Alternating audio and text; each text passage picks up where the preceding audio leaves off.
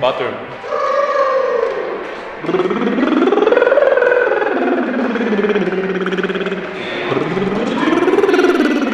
These are warm-ups, because I gotta keep this thing healthy.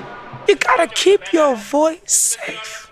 So I'm just doing a lip trill, a long scale lip trill. I think it's Brett Manning. Yeah, Brett Manning. Yeah. Who am I supposed to look at that? Oh, sorry, Brett Manning. Brett Manning, warm-ups, lip trill, long scale warm-up. Amen.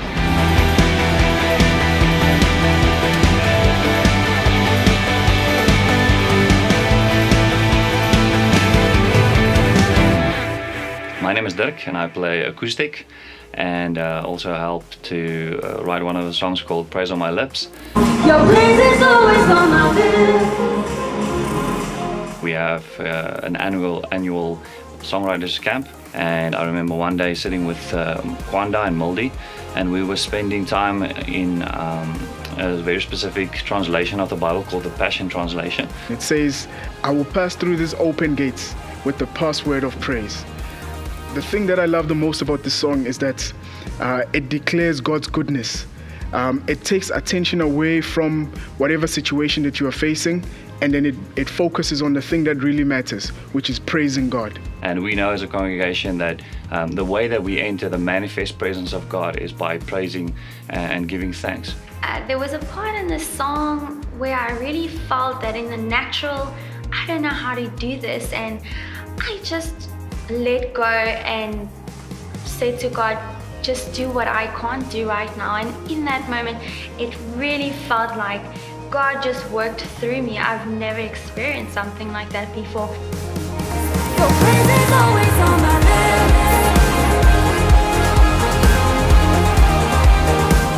lips. So that immediately spoke to us, and we started to put some lyrics together.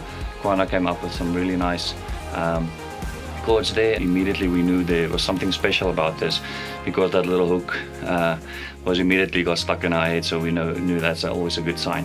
And as this insanely catchy instrumental thing that is just both epic and full, and it's so much fun to play. We love praising God. It's just basically this church's heart is just, we love praising and worshiping God.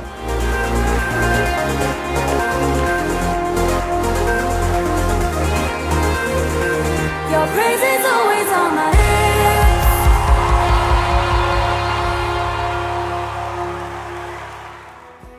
So it was on a Sunday morning, and as Pastor Art started to do the altar call, a song just dropped into my mind, or my spirit. It was just there.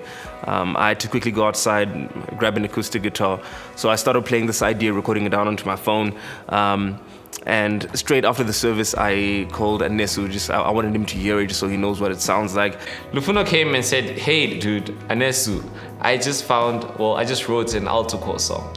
And yeah, then he started singing the song, I'm letting go all my heart and soul. And I was like, yeah, that sounds good. But for me, it became more than just the altar call song, because a lot of the time, we as people, we tend to want to control everything.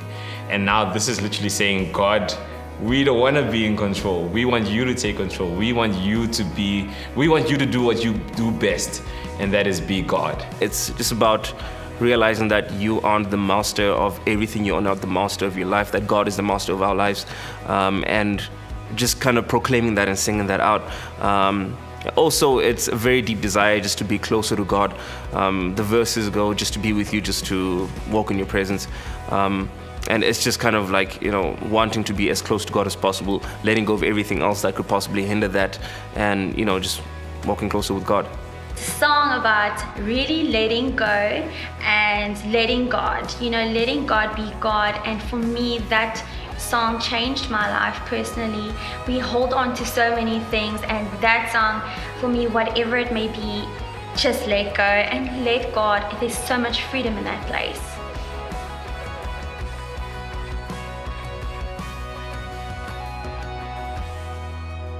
It's definitely got its own feel, which has been really established now through this new sound that God is bringing through us as writers and musicians and worshipers. All right, so here's how the album's gonna release. So on the 2nd of October, during Dream Week, you'll be able to buy a copy of the album either at the CRC bookshop, at Kumbooks, or at Musica. Alright, don't forget the 2nd of October. We're gonna have 3 different releases for the digital stuff, meaning anything on iTunes, Spotify, Google Play, and all your favorite places. We're gonna release part 1 of the album, which will be the first 6 songs on the same day. So that's the 2nd of October. And we'll release part 2 of the album, which will be the next 6 songs. That'll be in December. And the last few songs will be released in January. Now, the January release will be a deluxe release. That means you'll be getting a few extra bonus songs. Alright, so that's happening in January. So don't forget, October the 2nd, part 1, first 6 songs. December, part 2, the next 6 songs. And in January, a full deluxe album online, which will have a few extra songs. Alright, get your copy.